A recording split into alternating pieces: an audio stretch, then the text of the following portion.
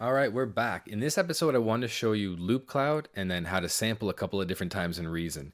So Loop Cloud is basically a loop website or program where you can go and you can find loops of different genres, different formats. Let's go to their website. So there's 4 different options. You've got professional, studio, artist, and free. I've gone with the free option because free gives you 5 sounds a day.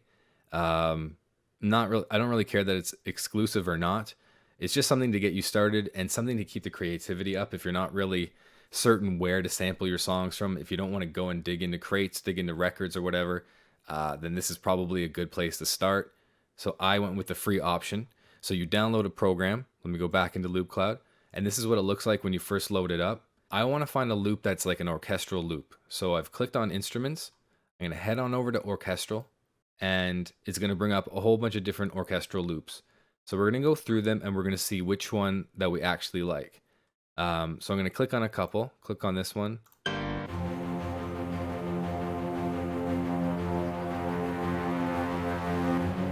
It's okay. That one's really short.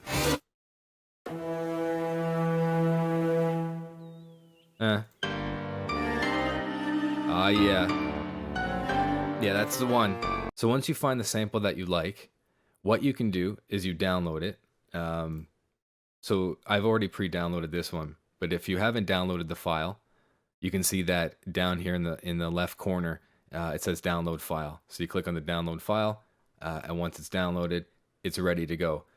The nice feature about this program is you can click and drag, and I'm going to drag it right into Reason. Whatever DAW that you're working on, it should drag right into.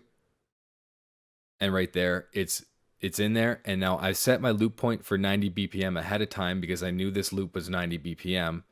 If you're not too sure, you go back to Loop Cloud. This actual sample says 90.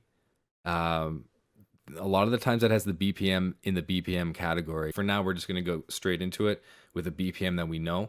So we've got 90 BPM. Let's go back to where we dropped the sample and let's listen to it.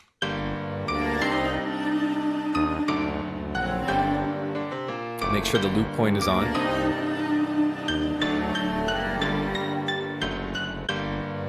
Okay, so one way that we can actually play with this sample is we can cut it up and we can chop it up, and then we can assign the chops to different keys on the keyboard. So a way to do that is you click on the sample, you go up and you click on Slice Edit. Once you click on Slice Edit, Reason has automatically sliced the sample for you. If you don't like where they've placed the slice points, you can simply go in and drag it or delete it. Let me just delete this one. Okay. So if you think they're a little too close together, you can just go in there and delete whatever. I'm kind of being indiscriminate with it, but that's what you can do. So from there, you right click on this, bounce clip to Rex loop. Now I've already done this, so it's brought your loop in here.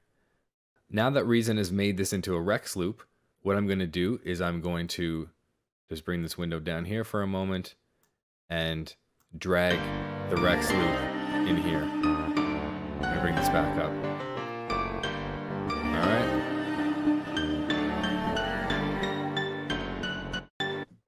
So now, you'll notice that it is automatically triggering each one of those samples that has been chopped automatically by Reason. And then from there, you can simply create your own loop from the cut up samples. Now, what I'm finding is with this, Reason made the samples too close together. So I would have probably gone back and made the samples longer, and then I can play with them a little easier. But you can see how fast it is to make a Rex loop and then trigger the samples from there. So that's one way of doing it. So another way that I like to trigger samples is by using the NN19 Digital Sampler. So if you click on Instruments and you click on NN19 Digital Sampler, drag it over. Now, when you first initially start playing it, it sounds horrible. So you've got to actually bring in your got to bring in the sample that you just saved. So what I've done is I found the sample that we've got. Okay, bring it into the sampler. Okay, so now the sampler is in the NN19. From here, still sounds the exact same as when we first opened the NN19. What you've got to do is click on Solo Sample. Right, there we go. Right. Okay, let's turn the levels up on that.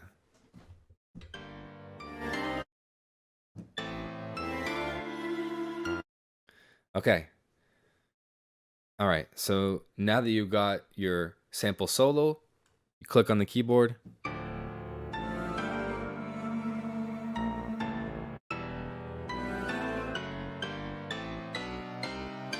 You get the picture. So you've now basically put the whole sample, instead of it being cut up like the Rex loop, we've now put the whole sample on the piano roll, and it's being triggered when you press the button, when you press the key. Okay, so that's root. You find your root note. We'll stick with the root note for this one to make it simple. We're going to go back to our timeline. We're going to click on the pre and the click.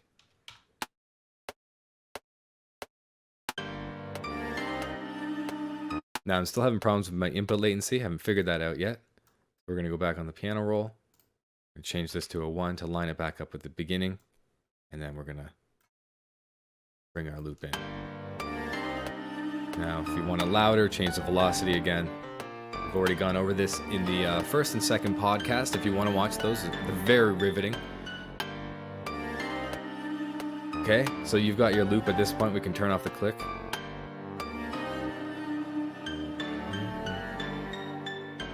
Okay, so now that we have this loaded up in the sampler, what I'm going to do is I'm going to take a break because I have a little bit of listener fatigue, and I want to just recharge the batteries a bit, and then I'll be back in a minute.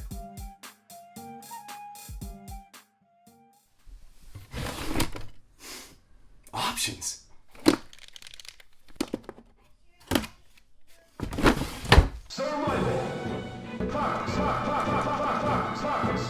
All right, I just want to practice a few things.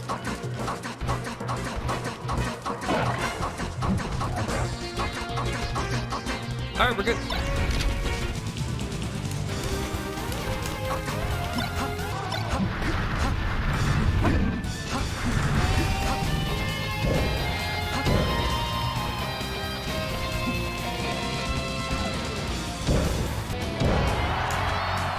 All right, let's try my boy Falco.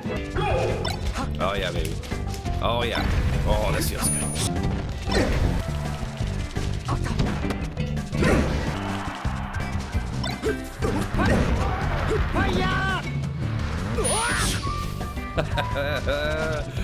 Falcon privilege right there, baby.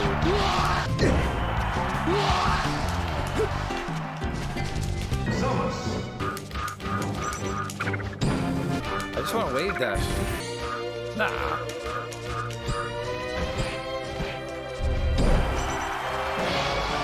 All right, I think it's time to go back. All right, we are back. We're going to do the drums now. So what I wanted to show you was the drum map. So let me go over here. Now what I've done, I've set this up ahead of time. I don't want to mess around with everyone's time here. I know the first couple were pretty boring. So I brought in a retro beats. To bring that in, you head on over to instruments, scroll on down to retro beats, bring that in, and then you go to players, and then you click on beat map and you bring that in, and it automatically sets that up with So what's happening is we've got the beat mapper is going to be triggering the sample. So right now I've got a kick, a snare, and a hat. Okay, simple. This drum map is, I've never seen anything like this before. Basically, you select a map that corresponds to the type of music that you're making. This one says weirdness, exotics, doublets, and traplets. So I'll click on that one. And then at this point, you can go around the map and you can listen. Here, let's just play the sample. And let's start bringing up the kick, okay?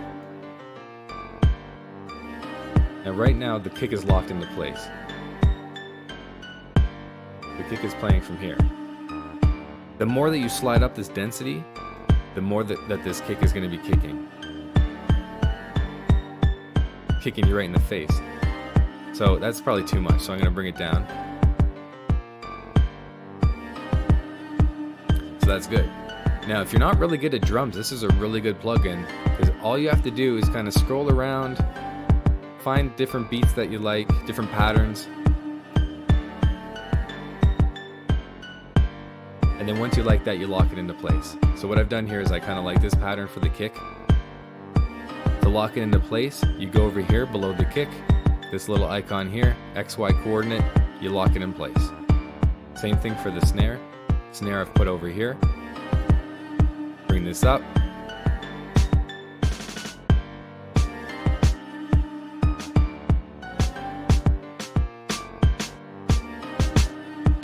Same thing for the hat.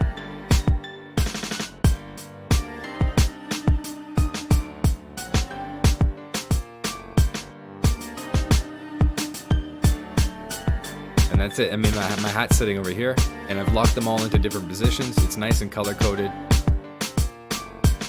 and it's just, this is the easiest way to make drums that I've found.